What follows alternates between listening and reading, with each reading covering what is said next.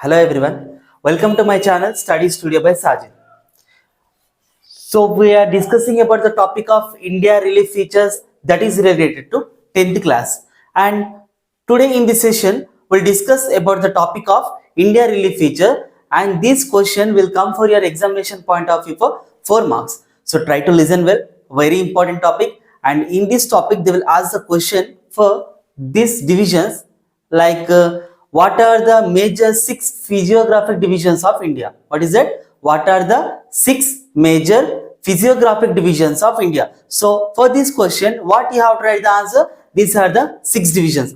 Very important. If you learn these 6 divisions, and at least in one division, if you learn properly, at least if you learn this properly, then for one division there will be 2 marks questions will be there for that. So please try to listen well. And in this topic, the most important part, that is we are learning about the Himalayas. So what are the 6 divisions? We'll say that first one will be the Himalayas, second one will be the Indo-Gangetic Plain, third the Peninsular Plateau, fourth Thar Desert, fifth the coastal plains, and the sixth one will be the island. So these are the 6 divisions. What kind of a divisions it is? The 6 major physiographic divisions of India. So we'll discuss about the relief features. So what does it mean? In this, the first topic we'll discuss about the Himalayas. So what Himalayas? What is the Himalaya? The Himalaya is a mountain. What does it mean? It is a Himalaya. Mountains are the highest mountains in the world, and the name Himalaya means the we can say that the snow. Himalayas are what? That is the snow. And in this, note down one of the important point, that is the Himalayas, that is the Mount Everest is the highest peak with height of 8,848 meters, and it is a mountain in Asia which separates the plains of the Indian subcontinent from the Tibetan plateau. So note down this point, very important for 2 marks question. And coming to the Himalayas, Himalayas are spread across some of the countries. What are the names of the countries? India, China, Nepal, Bhutan, and Pakistan. So these are the very important countries which the Himalayas are spread across. And moreover, the Himalayan ranges run in the west-east direction and in the form of an arc with 2,400 kilometers of distance. The Himalayas that has the 3 parallel ranges of Himalayas. What are they? First one will be the Greater Himalayas or Himadri. Next, Lower Himalayas or Himachal. The third one will be the Shivaliks. Shivaliks are what? That are the outermost ranges of the Himalayas. That are what? Shivaliks. What are the 3 ranges? Greater Himalayas or Himadri, Lower Himalayas or Himachal, and the outermost is called what? Shivaliks. So this is about the 3 parallel ranges of Himalayas. And the first one will discuss about the Greater Himalayas or Himadri. The northernmost range is called as the Greater Himalayas or Himadri, and it consists of highest peaks with an average elevation of 6,100 meters above MSL. What is MSL? That is a mean sea level. Second one will be the Lower Himalayas or Himachal, and the Himachal. We are talking about the Himachal. Hima means what? Snow. Achal means mountain. So that is the word how it has derived. This the part of the range which is found south of the Himadri, and it is called as a Lesser Himalayas or Himachal. The height of these mountains ranges from 3,500 meters to 4,500 meters, and these ranges mostly contain compressed rocks. These Lesser Himalayas ranges include the famous valley. These are the famous valley. What are the valley? Loya. Loyal antar kada, that are known as the valleys, and it includes the famous valleys of Kangra and Kulu in Himachal Pradesh, and the region which is quite famous for the hill stations. There are some of the hill stations like what? Shimla, Musurai, Nainital, etc. These are what? These are some of the hill stations. And the Pir Panjal and Mahabharata ranges are some of the most important ranges of this region. So this is known as about the Lower Himalayas, or is called the Himachal. Third one will be the Shivalik. This is the third parallel range of the Himalayas. We can call as the outermost Himalayas. This is also called as the outermost range of Himalayas that are called as the Shivaliks. Shivaliks are the southernmost ranges of the Himalayas, and their weight that ranges from 10 kilometers to 50 kilometers, whereas the altitude that varies between 600 to 1500 meters. The different names, so some of the different names will be called in the ranges in different regions. So like what in the regions that will be called with the different names. What are they? In Jammu it is called as the Jammu Hills, and in Arunachal Pradesh it is called as the Mishmi Hills, and in Assam it is called as the Sachar Hills. And the valleys that are lying between the lesser Himalayas and the Shivalik ranges are called as the dunes. I think you have heard about the name of the dunes. What are the names of the dunes?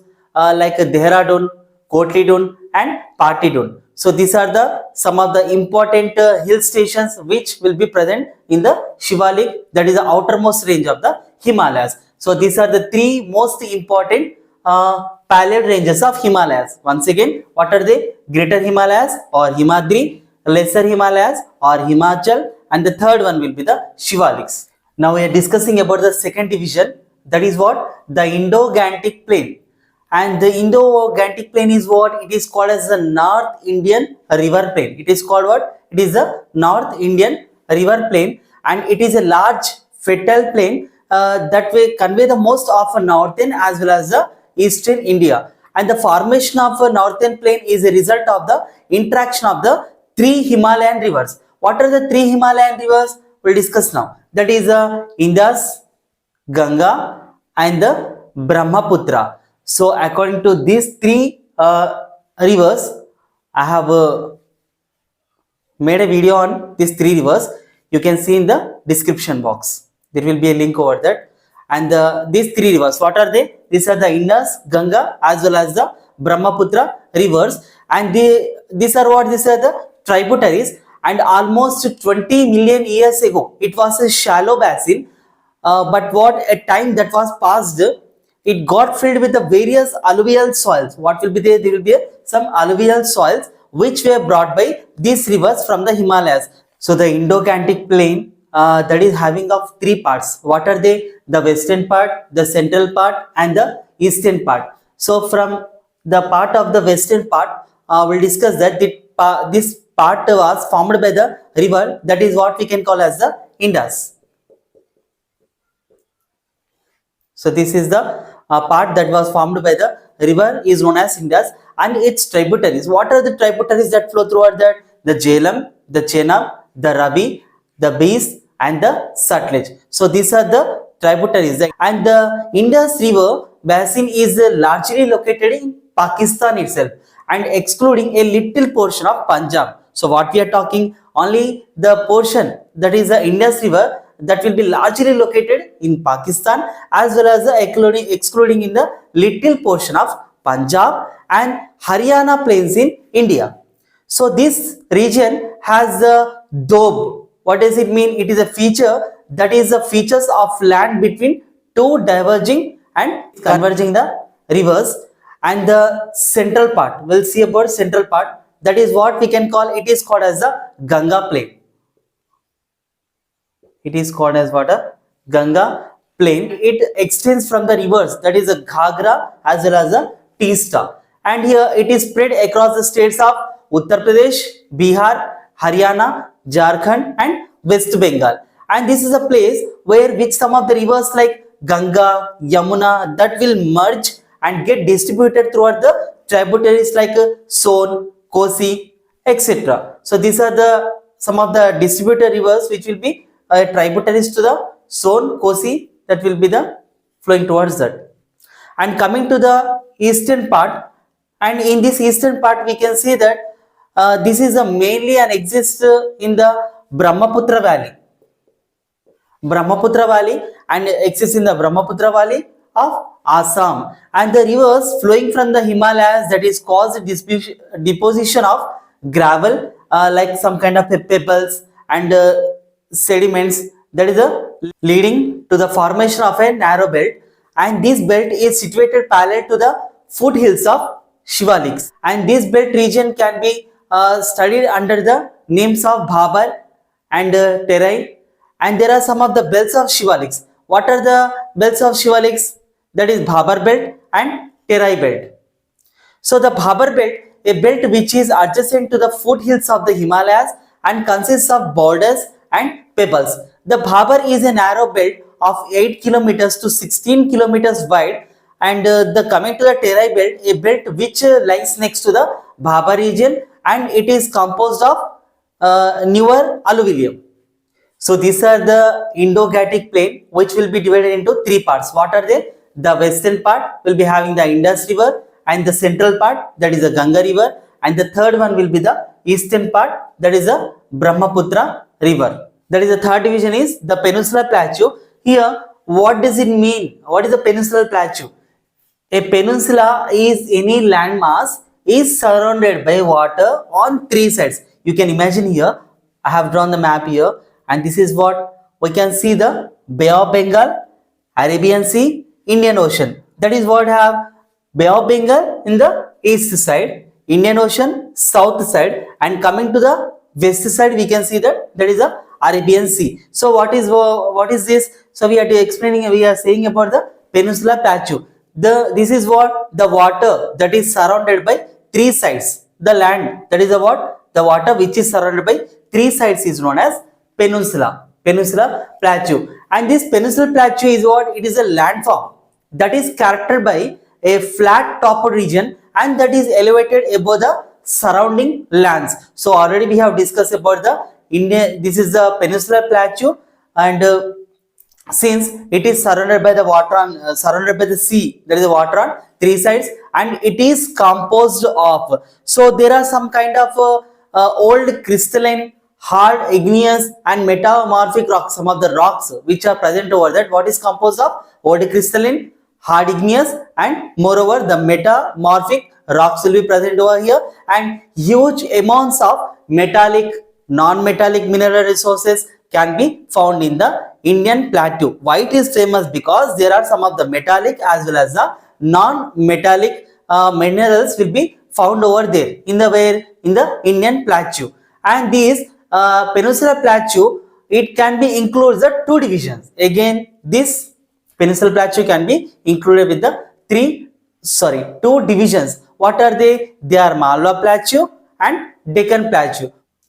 The Peninsular Plateau consists of two broad divisions. So what are they? Malwa Plateau, that is also known as Central Highlands, and Deccan Plateau. And here, coming to these plateaus, the Central Highlands that can be found towards the south of the Gangetic Plains and north of the river Narmada. Here, the most important plateaus are Malwa Plateau. This is what we can call as the Malwa Plateau on west side. And we can see here the Chota Nagpur Plateau on east side. And there are the Chota Nagpur Plateau, where we can say that there are some of the important mineral resources can be found over there. And the Deccan Plateau, here the Deccan Plateau that lies to the south of Narmada. Actually the Malwa Plateau that lies on the west side, and coming to the Deccan Plateau lies to the south of Narmada. And the Deccan Plateau north edge consists of Satpura range, whereas the eastern range that consists of Mahadev, the Kaimur range, and the portion of Michael range. And the western, eastern and southern boundaries are formed by the Western Ghats and Eastern Ghats, as well as the Nilgiris that are respectively. Western Ghats, that are the Ghats which run parallel to the western coast in a north-south direction, and they extend from the rivers like Tapi, that is the central India, to Kanyakumari in the state of Tamil Nadu. And these Ghats are continuous with a very few passes in between them, which form the gateway of the coastal plains. So here we can say that this is a map pointing.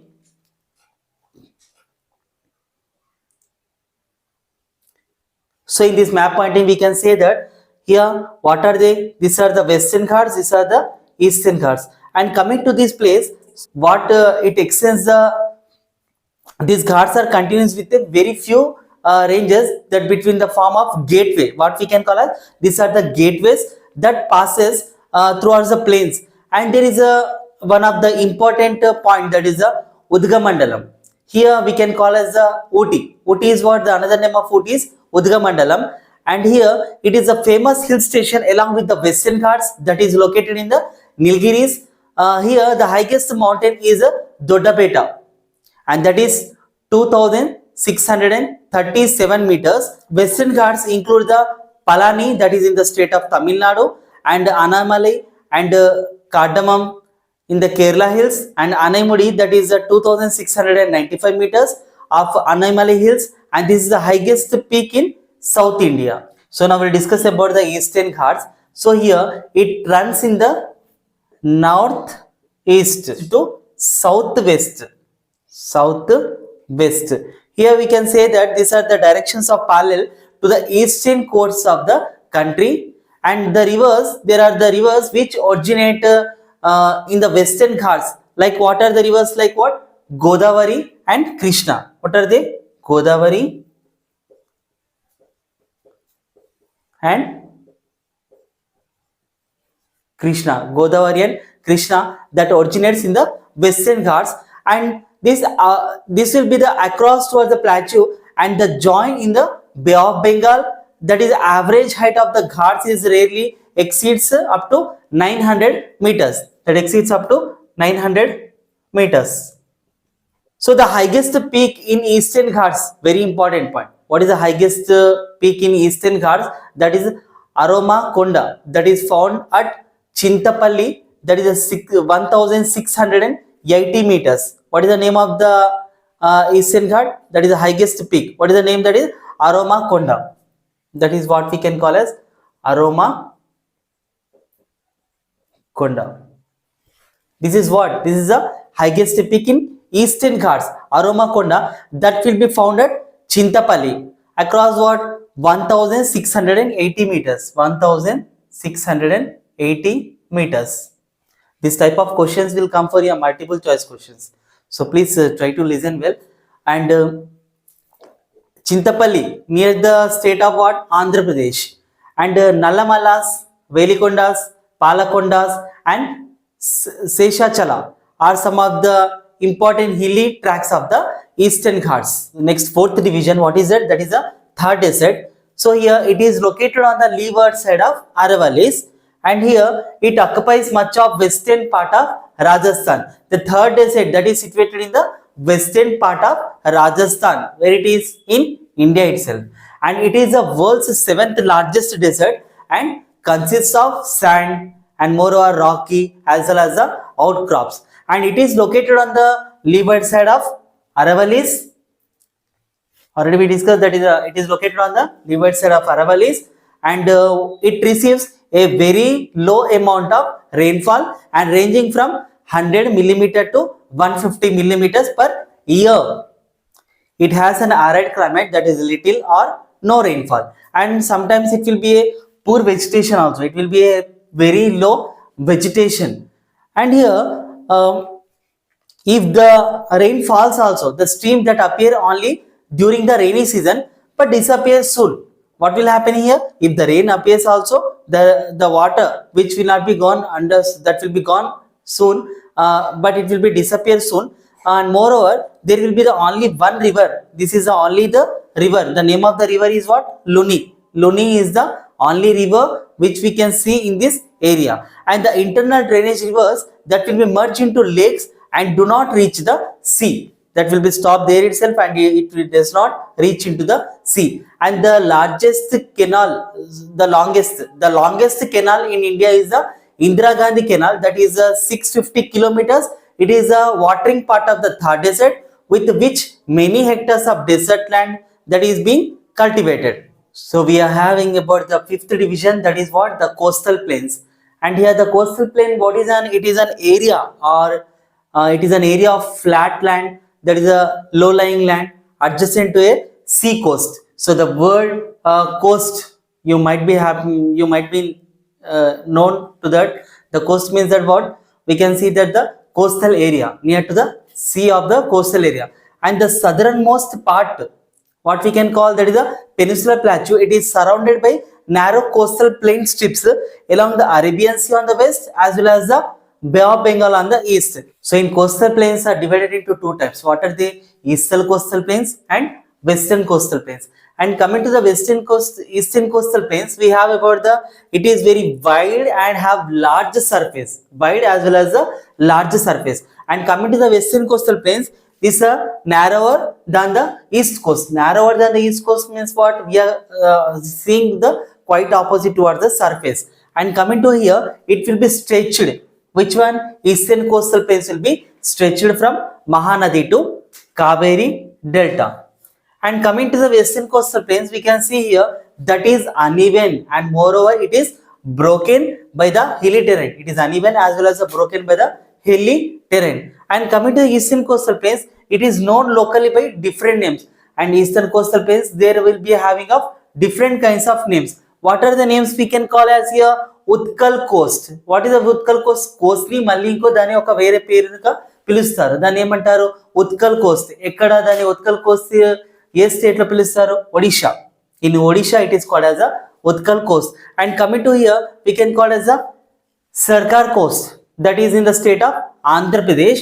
And in the Coromandel Coast, that is in the state of Tamil Nadu. తమిళనాడులో ఏమని పిలుస్తారు? ఇక్కడ Coromandel Coast అని పిలుస్తారు. And this is what? This is called the Coast will be called with different names. Coastal ని ఒక different names తో పిలుస్తారు అనమాట. And coming to the western coastal plains, we can see that the southernmost part of the peninsular plateau is surrounded by narrow strip. So it will be having what? Narrow strip. And coming to the eastern coastal plains, this whatever these plains that will be formed by Mahanadi, Godavari, Krishna and Kaveri that are very fertile, and these coastal plains will be known by the different names. Already we have discussed here that with the. And next here we have about the western coastal plains, that is this stretch from Rann of Kutch and end at Kanyakumari. This will be end at the Kanyakumari. And this is about the differences, what we can call about the differences of eastern coastal plains and western coastal plains.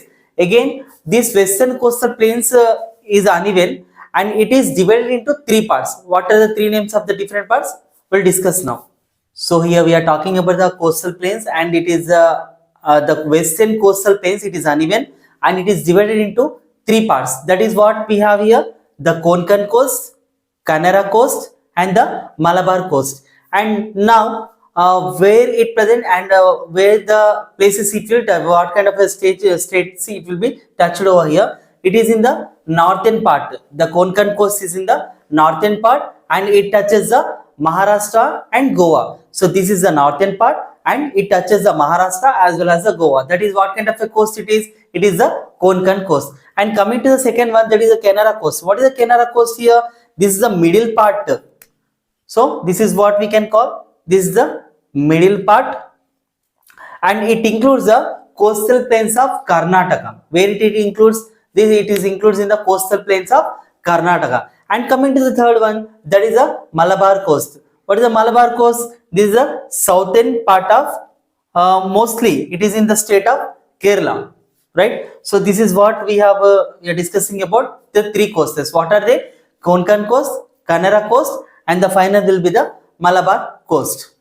So these are the three coasts, and like the Indo-Gangetic plains, we can see that these deltas too are agriculturally developed, and moreover the coastal zones are also enables rich fishing resources and lakes like Chilka in Odisha and Koleru as well as the Pulicat Lake and in Andhra Pradesh, and there are some of the important other features of the coastal plain. So this is about the topic of the coastal plain. So here we have about the last division, that is the island. What is an island?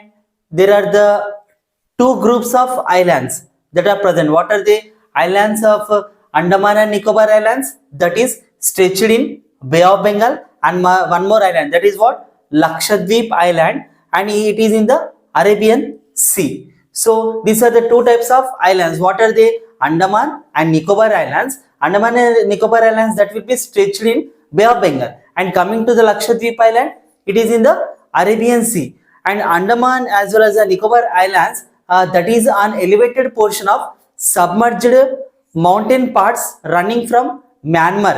Myanmar దగ్గర కొండ ఉంది. ఆ కొండ పేరేంటి? Arakan. Arakan Yoma. What is the name? That is Arakan Yoma near the Myanmar. So in Andaman and Nicobar Islands, we can say that the islands are of volcanic origin, and the southernmost tip of the India is Indira Point, that is found in the Nicobar Islands. And here we can see that Lakshadweep Islands are of coral origin. Its total geographic area is of 32 square kilometers. 32 square kilometers. Which one? We are talking about the Lakshadweep Island. That is a coral origin, and it is a geographical area. That is a geographical area of Lakshadweep Island. It is what? It is a 32 square kilometers, and this group of islands is famous for a great variety of flora and fauna, like what plants as well as the animals. So if you like this channel, please like, share and subscribe. Thank you.